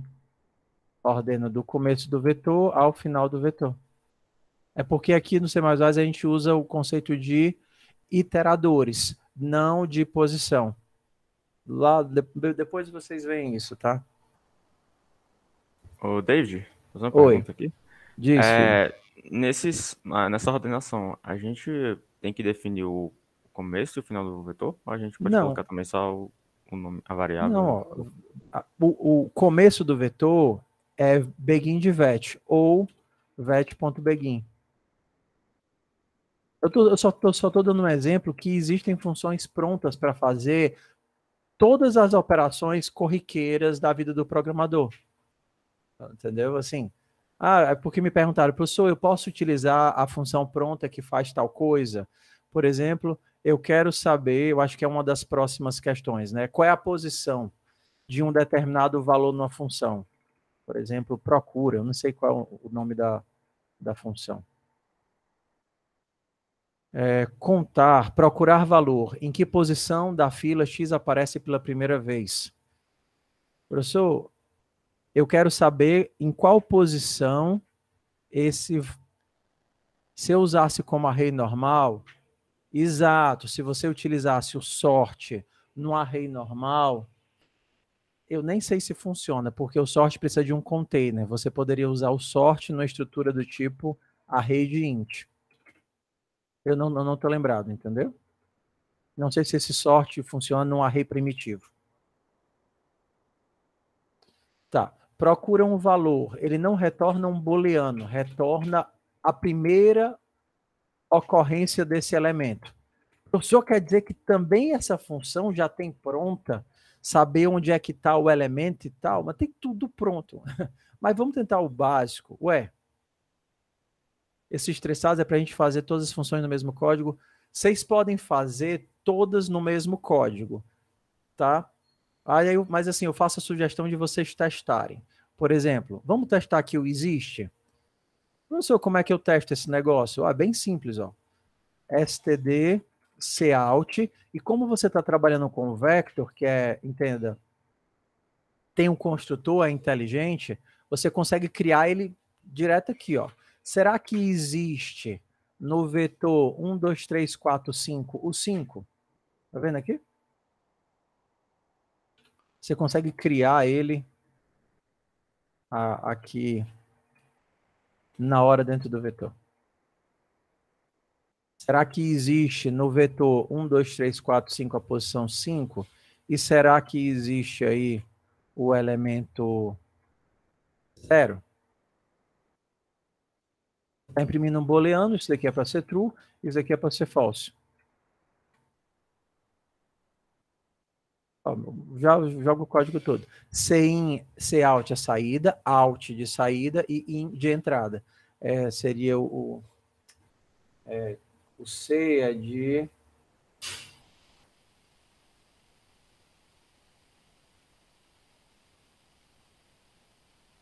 Eu não sei o que é o C. Console, exato. Console. Console input, console output. Ó, eu estou na pasta errada. Aqui o estressados é o solver.cpp, não o main. Aqui é o solver.out.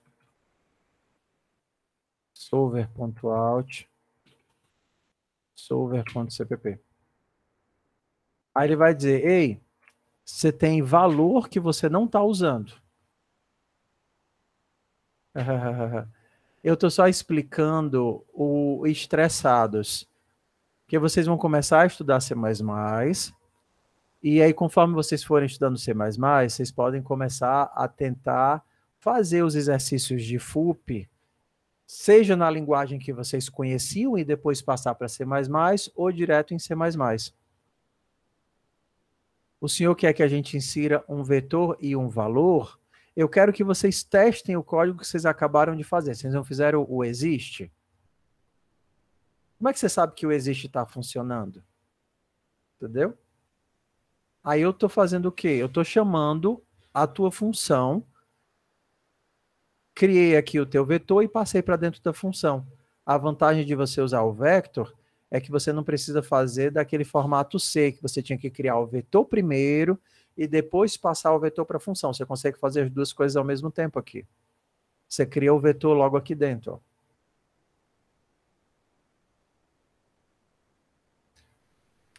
GitHub. O estressados vai para o GitHub de vocês. Só que, peraí, pessoal, vamos separar as coisas, tá? Professor, o que é o estressados? Tem vários níveis de pessoas que chegaram na disciplina.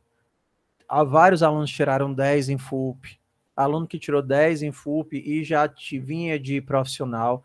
Tem aluno que já já trabalha como desenvolvedor full stack, que já desenvolve software, que já tem todo tipo de aluno aqui. E tem um aluno que só passou a aula em FUP e que só aprendeu o mínimo necessário, ou então passou porque o professor estava com pena, ou sei lá o quê. Tem todo tipo de aluno.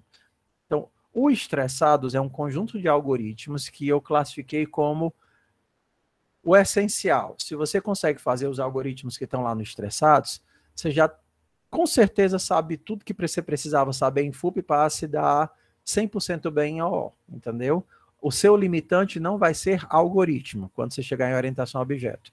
Então, tem exercícios ali difíceis, exercícios fáceis, e talvez exercícios diferentes, porque são coisas que vocês nunca trabalharam. É só um problema, um contexto, diferente de FUP, que cada pergunta tinha uma contextualização, lá é um só contexto, uma fila de inteiros, só que vários algoritmos. Qual é o menor elemento da fila? Qual é o maior elemento da fila? Quantas vezes o 5 se repete? Quantas vezes o elemento que mais se repete aparece? Entendeu? Tem várias perguntas, ou seja, vários algoritmos para vocês exercitarem, não só os algoritmos, mas o essencial de FUP, que é vetores e função. Então, aí eu deixo duas coisas abertas. Se você quiser primeiro tentar fazer em C, ou na sua linguagem que você aprendeu, JavaScript, etc., e depois converter para C++, tudo bem. Porque aí o essencial para mim aqui é entender algoritmos e entender funções. Pode ficar atualizando parcial. Você pode criar uma pasta lá no GitHub chamada estressados, entendeu? Por exemplo, estressados 1, que aí você vai enviar o que você conseguiu fazer na primeira semana. Estressados 2 e estressados 3. A gente divide em 3 semanas. Ok? Então, você conseguir logo fazer tudo de uma vez, beleza. Se você não conseguir, eu vou tentar separar por tópico, e aí eu coloco lá no GitHub, na planilha, de onde até onde vai cada bloquinho do estressados, tá certo? E aí, David? Diz. Aproveitar rapidão aqui, a aula já tá acabando. Tá. No caso, eu queria colocar no meu GitHub, só que eu queria colocar todo contextualizado e tudo para deixar lá já para o portfólio. Eu posso fazer isso se eu puder. Como é que eu posso colocar toda a contextualização no meu repositório e colocar as respostas? Tipo, eu só copiar e colar ou eu te cito lá? Como é que eu faço isso? Não, pode colocar. Trabalho da disciplina de fundamentos de programação. O que é importante que você aprenda? A utilizar a linguagem de marcação lá no GitHub.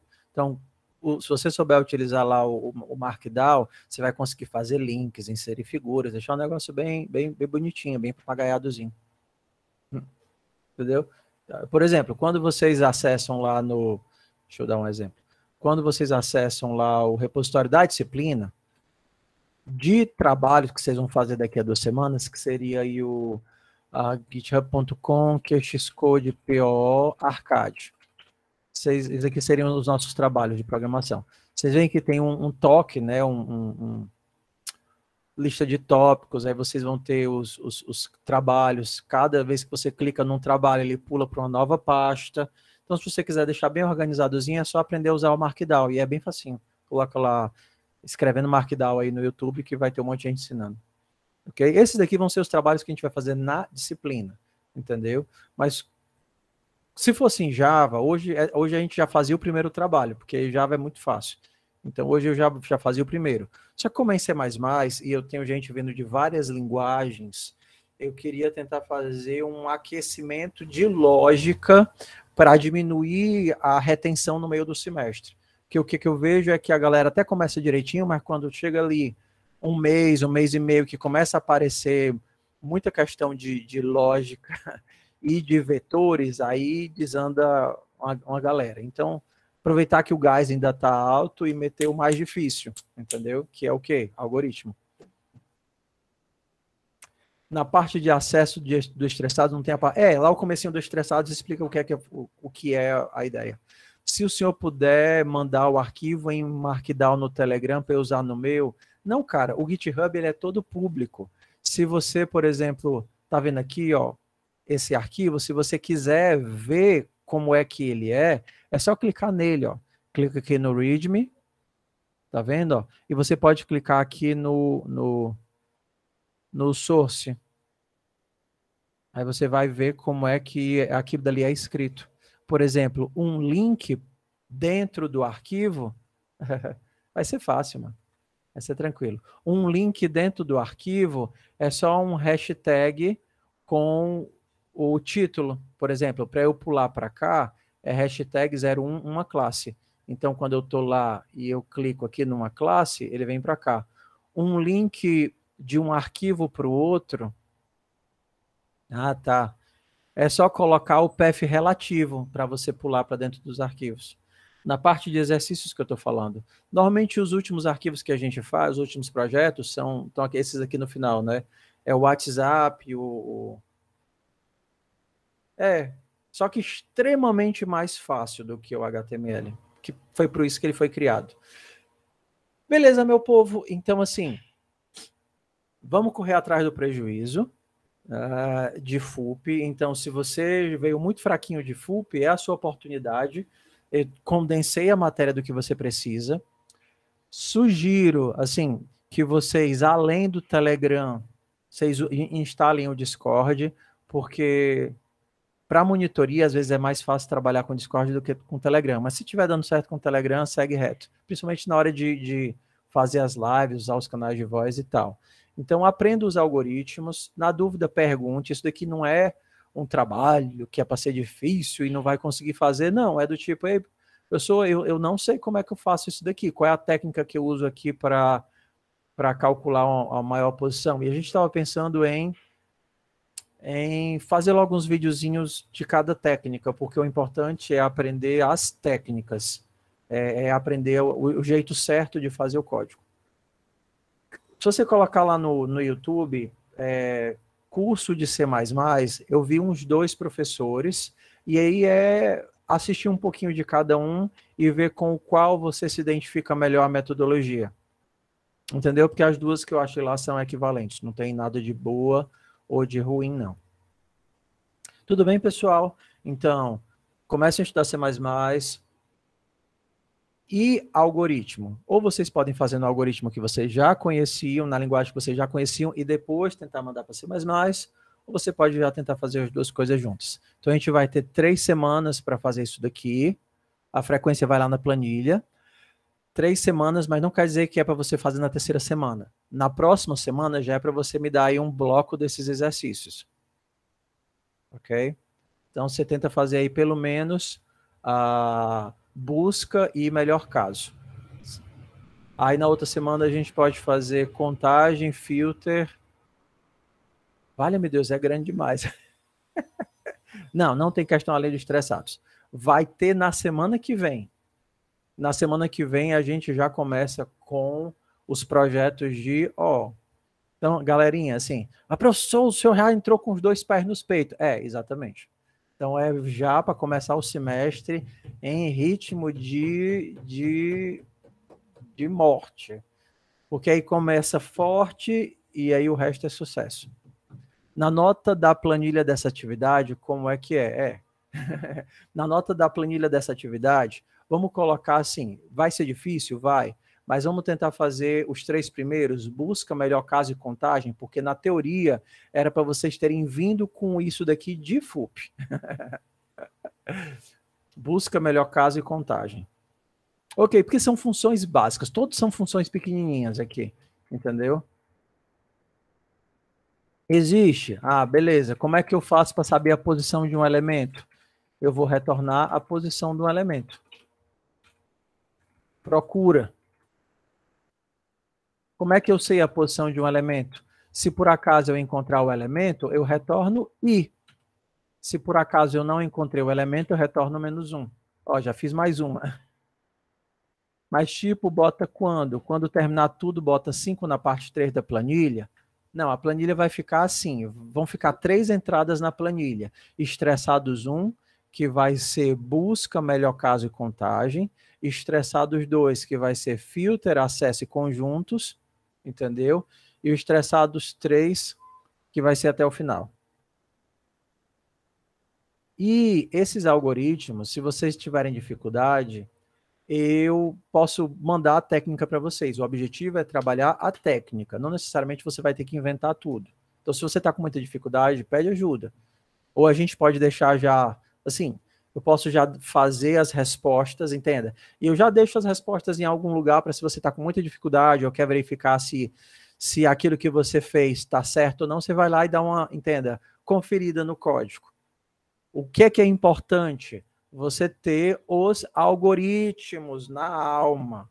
Beleza, eu tenho que fazer uma busca condicionada. Eu sei fazer uma busca condicionada. Eu inicio com a condição de falha. Se por acaso eu encontrar e eu estiver na condição de falha ou encontrar um melhor valor, altero o objetivo-alvo, no final eu retorno a posição. É os algoritmos.